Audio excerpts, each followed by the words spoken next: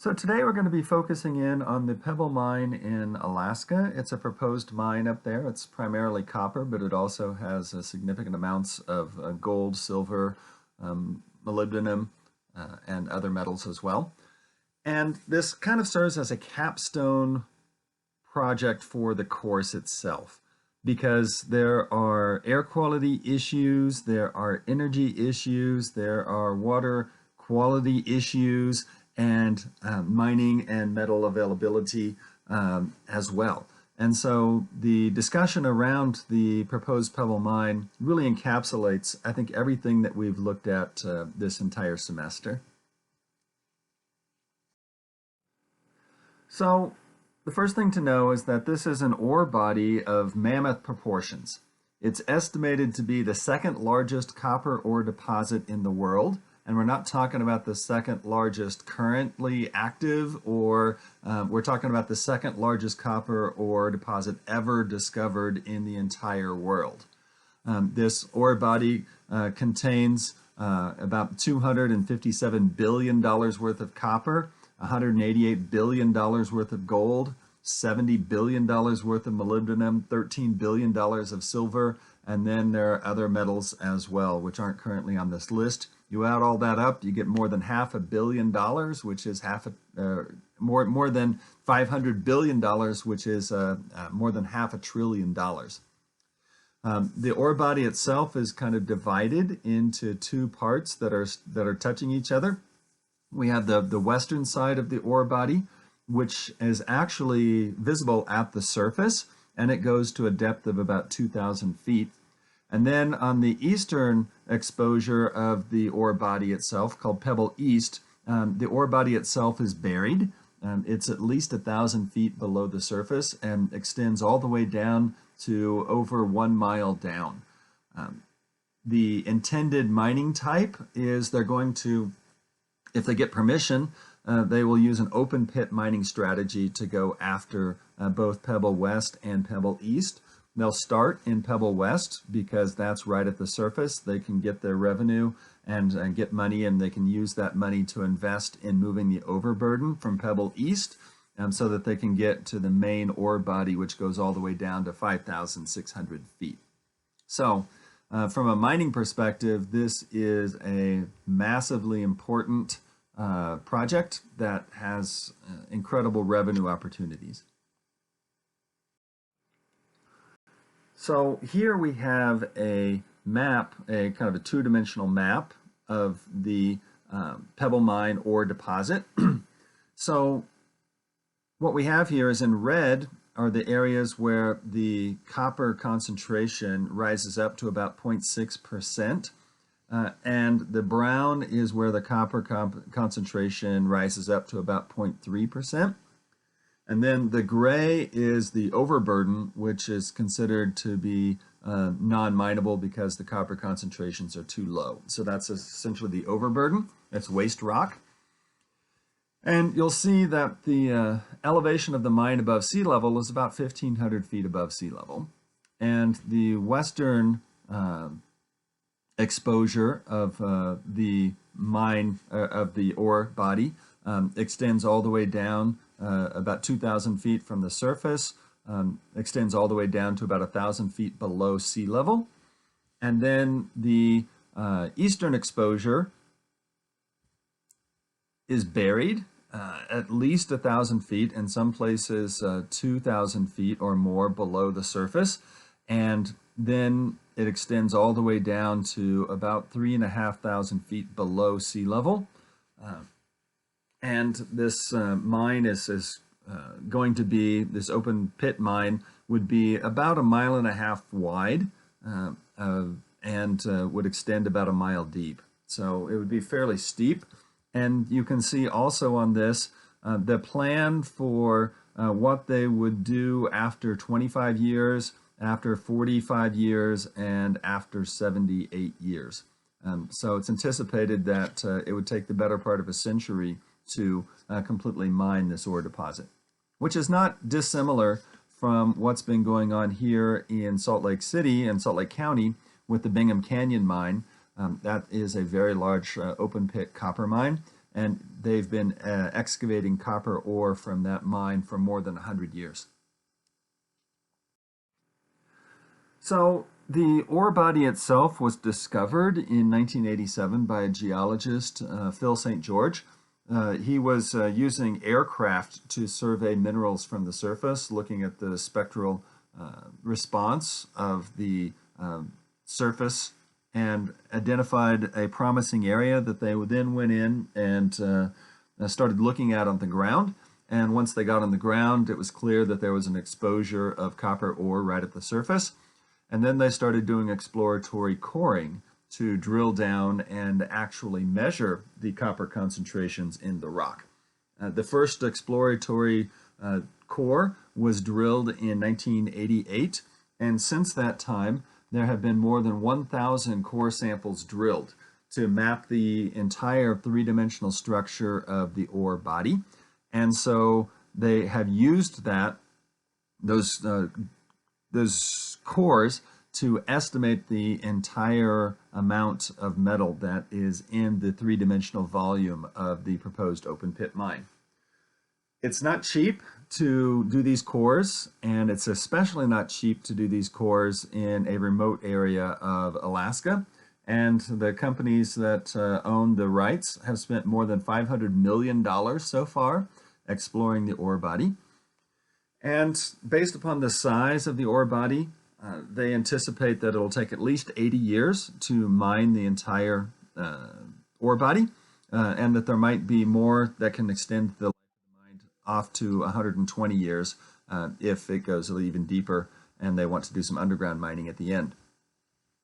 They anticipate that the cost of building the infrastructure necessary to remove the ore from the ground will cost about $4.7 billion. And that would be upfront costs before they ever got any ore out of the ground. The expected profit on the extraction of the ore body is about $87 billion. So recall that the metal itself is worth over $500 billion, but there's a lot of cost associated with removing the metals from the mine and refining it and that sort of thing and getting it to market. And so their expected profit is only $87 billion, but still that's a return on investment of almost 1,900%, which is pretty good. Even if you divide that by a century, you're still looking at a very good return in your profit. And the other thing is that they've determined that once they're operational, they will be able to pay back the initial capital costs of this mine in about 3.5 years of production. So everything after that will be profit. So the first step in the process is getting power to the site. It is a remote wilderness area. There are no power plants. There is no power lines out that direction.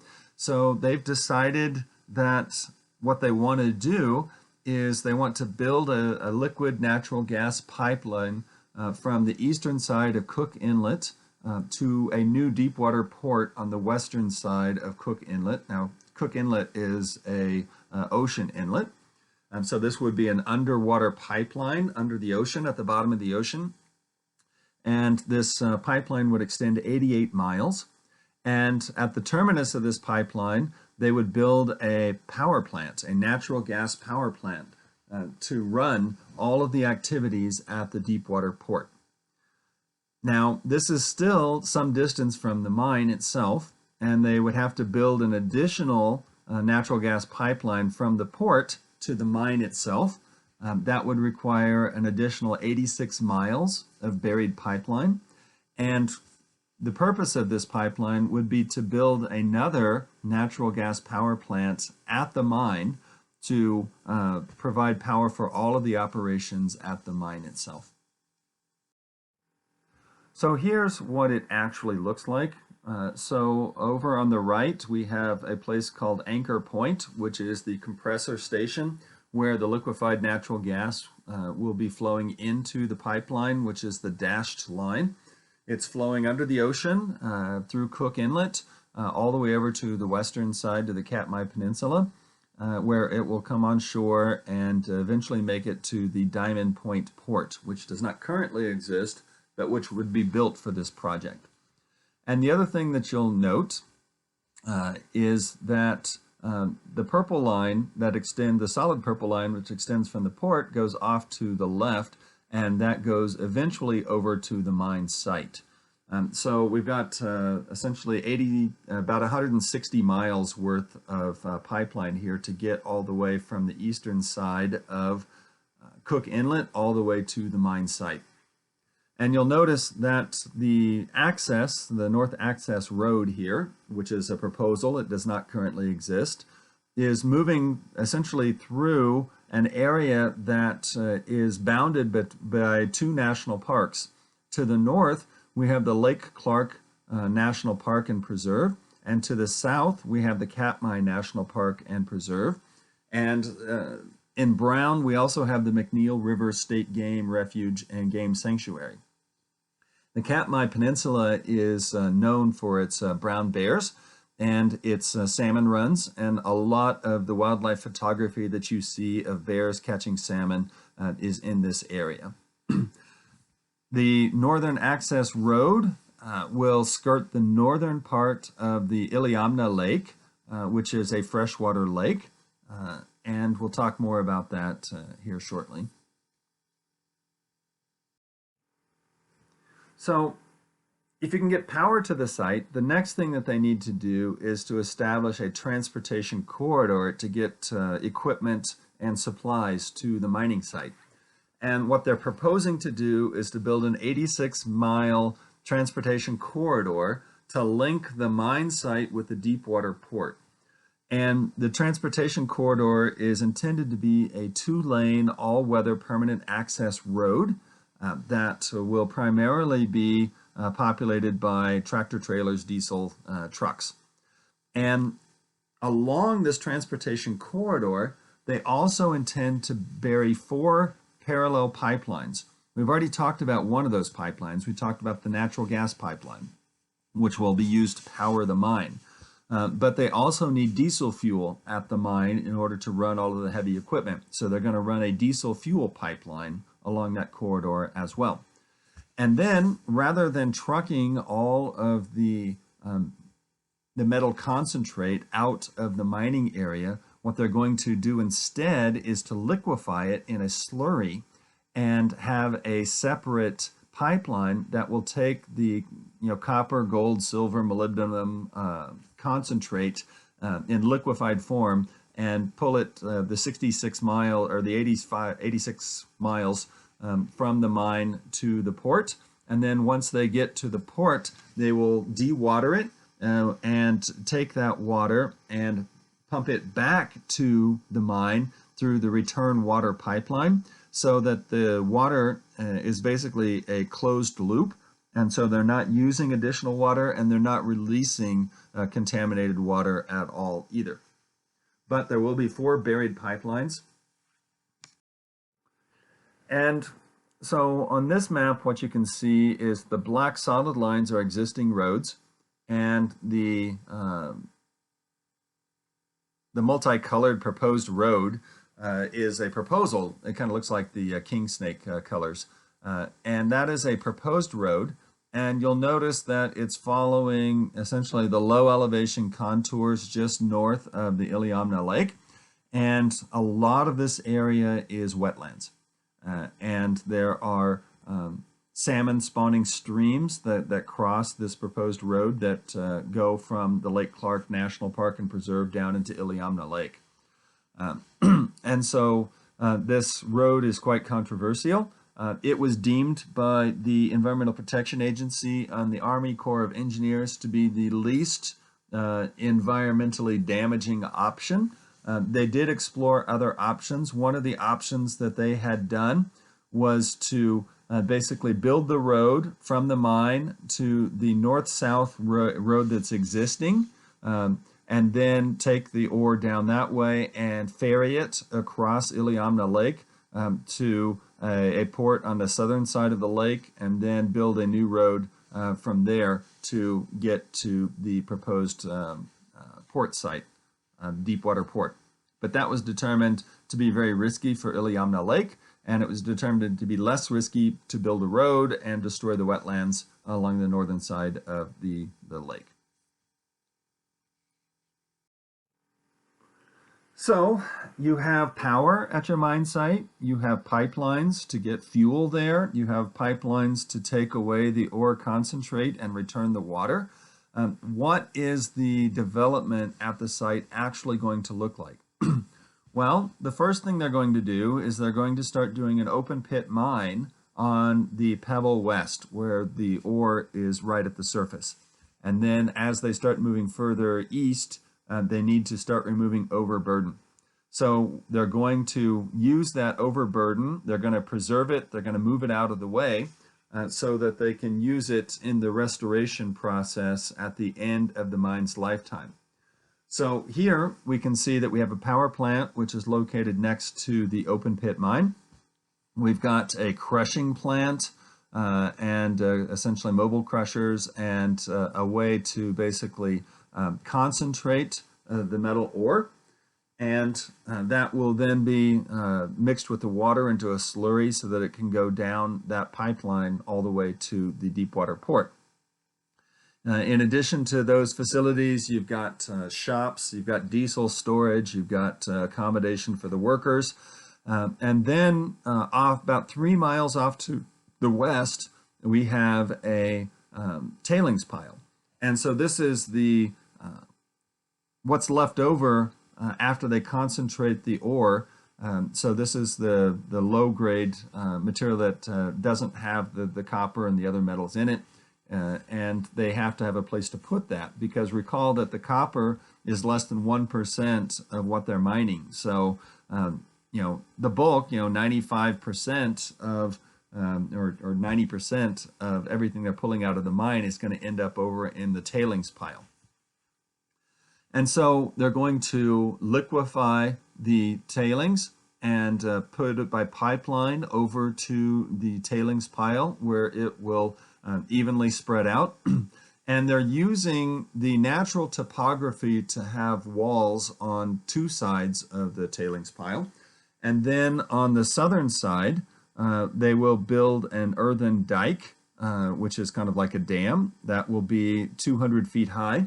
And on the northern side, they have to build a very large dike, an embankment, and that one will be 650 feet high by the time they're done. So this tailings pile is rather large. And this is just for the initial 25 years where they're primarily excavating Pebble West and doing a little work on Pebble East. So let's talk more about that tailings pile. So the initial tailings pile from phase 1, which will be the first 25 years of production, is 3 miles wide by 4 miles wide by 650 feet high. And if they want to continue mining Pebble East, then they're going to need additional tailings piles, and they anticipate that they're going to have to build 2 additional tailings piles, basically 1 tailings pile for every 25 years that they're mining. And their intention is, once they're done with the mine, that they will take all of these tailings and they'll relocate them back into the open pit mine, and then they'll use the overburden which they moved off of Pebble East to cover up the tailings pile and prevent it from being accessible at the surface. So step 4 is the final development, is the last 50 years of the mine. So here you can see that in order to build the 2 additional tailings piles in the middle here, they need to have a significant amount of rock to build dikes and embankments, and because they don't have the topography that they had for the first one. And so what they do is they need to quarry out rock in order to be able to do that, and they've established quarry B and quarry C, looks like, on either side of the original tailings pile to help them get the rock that they need to make the new tailings piles. And then they'll just enlarge the open pit, enlarge its width, and allow them to go deeper to eventually get a full mile below the surface.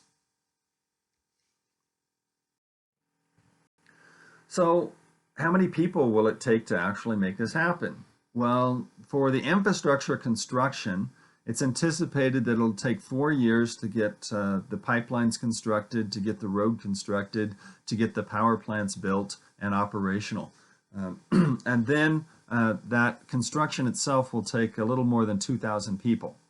And then after that 4 years, then they have an operational workforce which is expected to be a little over 1,100 people. And the company that owns the mining rights has stated that it's their goal to maximize the hiring of local and Alaskan laborers and to work hard to develop a workforce development program for locals, which includes both education and training. So that's an interesting thing, that there are not a lot of people living out here, and the people that are living out here are Native Alaskans. And so what we're looking at here is a map showing the land ownership for the area where the proposed Pebble Mine is located.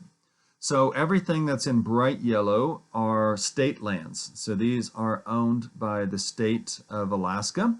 And then you can see the orange mining claims. So the mining claims are very large over on the northern side of Iliamna Lake. But the open pit mine is a very small fraction of the area that leases exist for the mining activities. And then you can see the road in the proposed road in pink. And then the lands that are in light brown are actually owned by the native corporations, so owned by the Native Alaskans. And so this road obviously has to cross through native lands. And to the left of the solid, or of the dashed black line, that is owned by the Iliamna Natives Limited Corporation. And to the right of that black dashed line is owned by the Pedro Bay Native Corporation. And so they have two different native entities that the mine will have to deal with to get permission to cross those lands and put those pipelines in place. So if you have to get permission, then they've been working very hard to try and develop good relationships with the local population. So what have they been doing to do that? Well, for more than a decade, the company in charge has been holding public meetings with the locals to understand their priorities and their concerns with this project.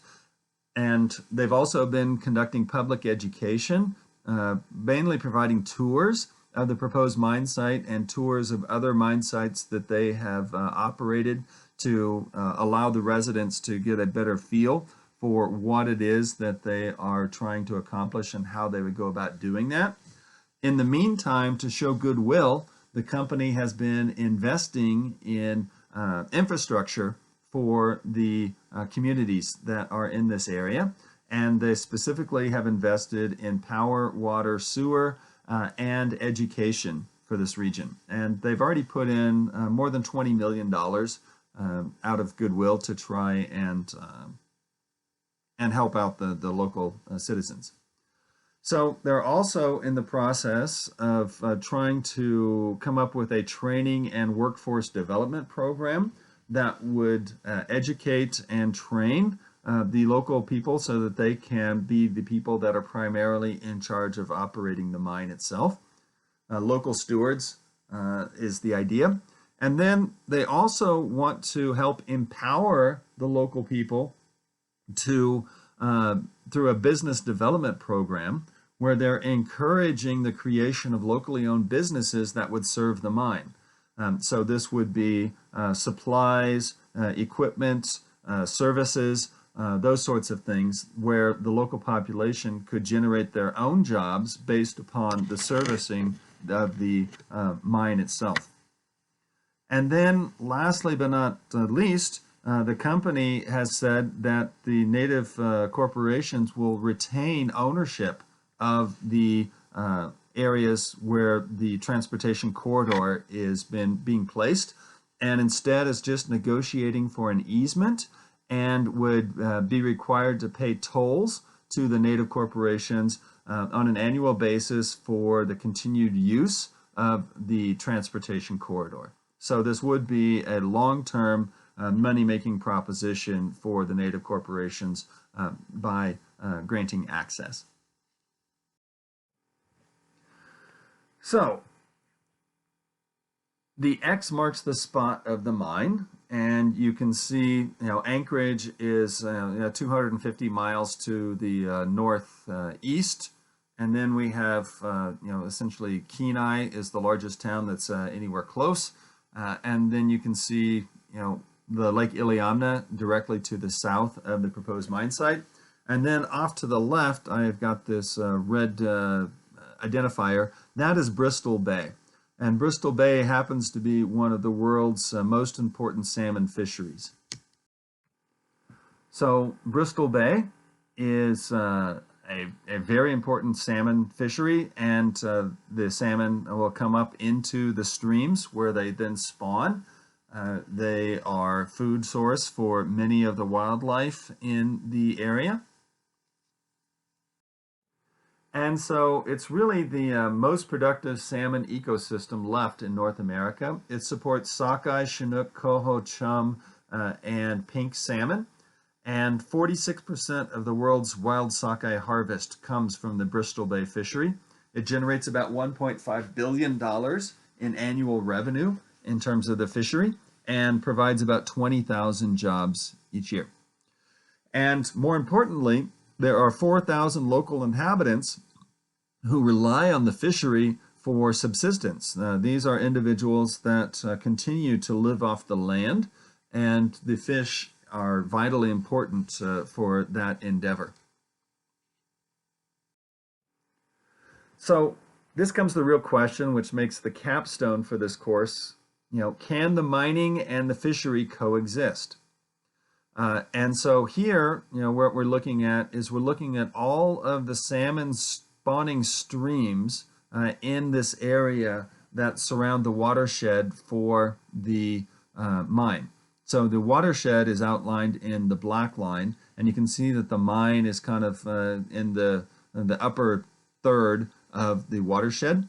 And there are lots of rivers, streams that are flowing from the mine site into Lake Iliamna and eventually make it down to Bristol Bay. But there's another set of rivers that's off to the north and to the west of the mine site that could theoretically be impacted by the mine site as well. The Fish and Wildlife Service has measured all of these tributary streams, and they've determined that there's 4,750 miles of streams that are used for spawning purposes by the salmon in this one watershed. And the mine is located in the headwaters, so any spill or contamination would flow downstream, and depending upon where that spill occurred, could impact significant parts of this spawning ecosystem. The mine itself will directly destroy 25 miles of spawning beds, and the mine claims that that's okay because that's only 0.5% of all of the spawning beds that are in existence in this one watershed.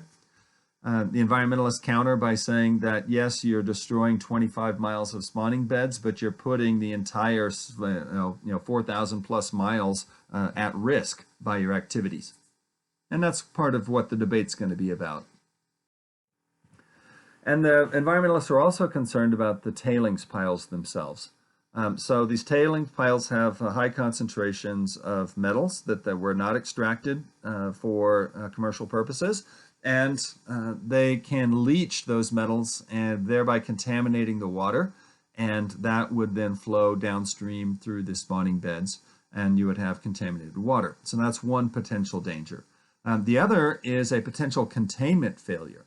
So this tailings pile is going to be enormous and is going to be very tall. 650 feet is probably taller than I think about any of the buildings here in Salt Lake City. And so if you were to have a earthquake, the embankments need to be able to withstand those earthquakes. They also need to be built in a way that they're stable and won't just fail from the weight of all the tailings behind them. So if they were to fail, it would turn into a landslide and mud flow of really unprecedented proportions. And it's very similar to what we call a glacial lahar, when you have a lot of water that builds up inside a glacial system and it releases all at once. It then picks up a lot of sediment and moves downstream as a mud flow. The same thing would happen with the tailings pile, and that would move that mud downstream into all of those spawning beds. The mine itself and the tailings pile are a source of potential airborne pollution. The tailings pile itself can be a source of dust with high concentrations of metals, but the diesels and the power plant itself are also emitting airborne pollution into this pristine wilderness area. And just to put this into perspective, the amount of tailings that we're talking about here are extremely large. It's going to be about 5 cubic miles of tailings by the time that the project is completed, which is just a massive amount of material. To put that into perspective, the tailings pile here in Salt Lake City, in Salt Lake County from the Bingham Canyon mine is about 8 miles long, about 2 or 3 miles wide, and 200 or 300 feet high. So it's about the same scale for the tailings pile here that we have as what would be up in Alaska, except for here all the tailings are put into a single tailings pile, and the ones up in Alaska would be split between 3 different tailings piles. So hopefully I've given you enough information to understand the background and the potential environmental concerns. There are lots more that you can do research on. I put some of that information on the Pages tab in Canvas, but you can feel free to do your own research to learn more about this. And then, as before for these discussions, since we're asynchronous, you're going to be expected to submit your comments about this mining activity, and then I'll look through those and compile them. So thanks a lot. It's been a fun semester.